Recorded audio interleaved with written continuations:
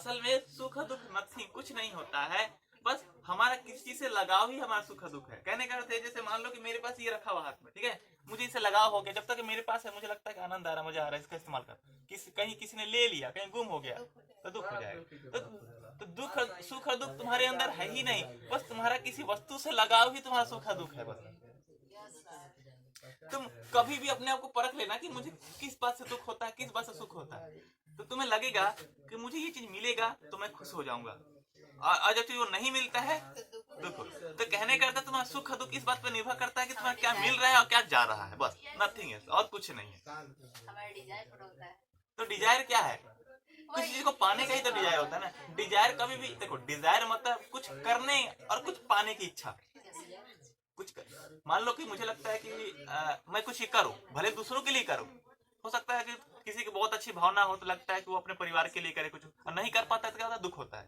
तो कहने का अर्थ यही है कि वो बाहर से लगाव रहता है, बाहर से लगाव है कि मैं करूं, और या फिर तो हो सकता है पाने का या फिर तो करने का, जब नहीं होगा तो दुख होगा। तो ये लगाव ही तुम्हारा सुख दुख का कारण बनता है, और तुम्हारी सोल एनर्जी जो है वो अपने आप में सुख दुख से दोनों से ऊपर है, बस वो आनंद के रूप में है, उसको किसी से कोई फर्क नहीं पड़ता।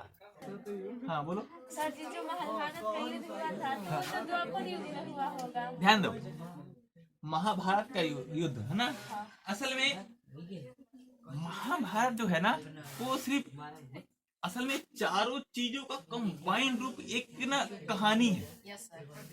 महाभारत है ना, ये चारों, महाभारत का मतलब क्या, जब चारों युग मिलेंगे तब महा बनता है, जब चारों पूरा समय को मिलेंगे तो महा बनता है। असल में महाभारत पूरी चीजों का एक पूरा निचोड़, एक नॉलेज है उसके अंदर, मैंने कोशिश ये किया गया है कि उसके अंदर हर चीज को समावेश कर दिया जाए, समझ में आया, हर चीज को समावेश कर दिया जाए, तो हम जब उसको देखते हैं ना तो हम हर चीज अपने अपने आधार पर उसको समझ सकते हैं।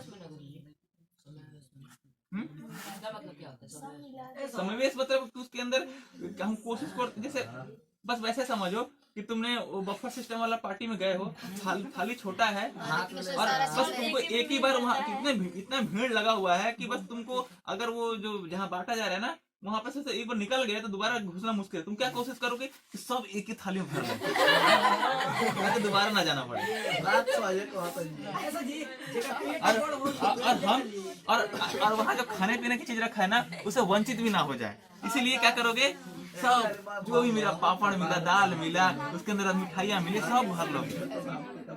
तो महाभारत की देखना, महाभारत की जो कहानी है ना, हाँ सुन लो, बहुत हो गया, महाभारत की जो कहानी है ना ऐसा ही कुछ कहानी है, उसके अंदर कोशिश किया गया कि हर चीज को समावेश किया जाए, सतयुग से लेके द्वापर से लेके त्रेता, सतयुग त्रेता द्वापर कलयुग, माने कि आज के आधुनिक युग, आज के आधुनिक युग में भी जो भविष्य में जो होने वाला है उसको भी लेकर के पूरा समावेश किया गया है, कहानी के माध्यम से, चित्र के माध्यम से, कुछ स्टोरी, मैंने किसी न किसी प्रकार से तुम्हें समझाने की कोशिश किया, लोगों को समझाने की कोशिश किया गया है।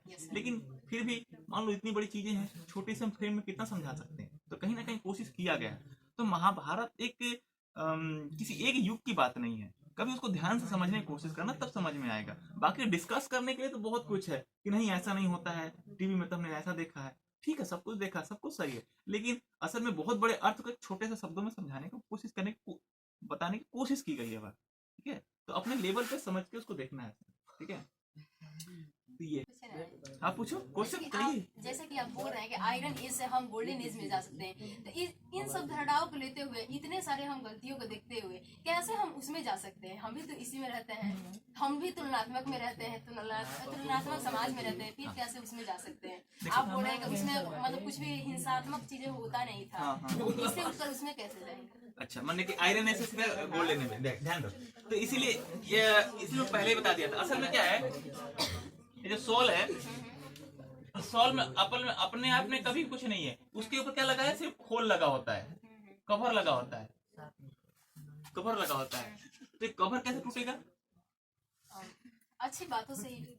अच्छी बातें कहने का मतलब क्या, पावर, इसकी पावर बढ़ेगी तो जैसे जैसे क्या होगा, ये जलना शुरू हो जाएगा, खत्म होना शुरू हो जाएगा, एक लेयर खत्म होता चला जाएगा, जैसे जैसे खत्म लेयर शुरू होता क्या होगा, प्योर हो जाओगे, समझ में? तो पहला कदम हमारे लिए थोड़ा मुश्किल होता है। तो पहला कदम क्या, पहले खोल को तोड़ना, अपने आप को उस 100 लेवल पर समझना कि मैं आत्मा हूँ, यही मुश्किल होता है। जैसे जैसे हमें ये समझ में आता है कि नहीं हम एनर्जी हैं और हमारा एनर्जी बढ़नी चाहिए, हमारी आत्मा की एनर्जी बढ़नी चाहिए, हमारा परमात्मा के साथ कनेक्शन होना आवश्यक है, जब इन बातों को जब गहराई से बैठ जाता है तब ये धीरे धीरे खोल अपने आप टूटने लग जाता है। टूटने लगेगा तो जाहिर सी बात है ये प्योर हो गया। जब प्योर हो गया तो डायरेक्ट कहाँ पहुंच गए? और सतयुग एक, देखो सतयुग में पहुंचने का मतलब ये नहीं कि दुनिया बदल जाएगी, तुम्हारे अंदर बदल जाएगा, बाहर की दुनिया अभी भी वैसी रहेगी। उसको बदलने के लिए फिर हमें उसके ऊपर वर्क करना पड़ेगा। कहने का मतलब ये है कि जो मैं पहले काम करता था तो उसमें कुछ ना कुछ गलतियां होती थी, आज फायदा दे रहा, कल नुकसान करता था, लेकिन जब मैं प्योर हो जाऊंगा तो मेरा हर एक काम कभी भी गलत हो ही नहीं सकता। आप तो बोल रहे हैं ना, दूसरे को बदलने के चलते हम खुद ही बदल जाए, दूसरे को बदलने की क्या हो सकता है? तो मंत्र पहले बताया ना कि 100 परिवर्तन से 200 परिवर्तन होना है, मैंने कि बदलना हमें ही है, किसी और को नहीं बदल सकते। क्या बदलोगे? तुम किसी खोल को तोड़ सकते हो? जब तुम खुद घिरे हुए हो, जब तुम खुद घिरे हुए तो दूसरों को कैसे तोड़ोगे? जो व्यक्ति खुद समस्या में फंसा हुआ है तो वही समस्या को दूसरों को कैसे हल कर सकता है? समझ में? एक गरीब व्यक्ति दूसरे गरीब व्यक्ति की धन में क्या मदद कर सकता है? नहीं कर सकता ना। तो हमें अपने आप पे ही मेहनत करना है। और क्वेश्चन मैं पहले ही बोला था, क्वेश्चन पूरा बोरा भर के ले आना।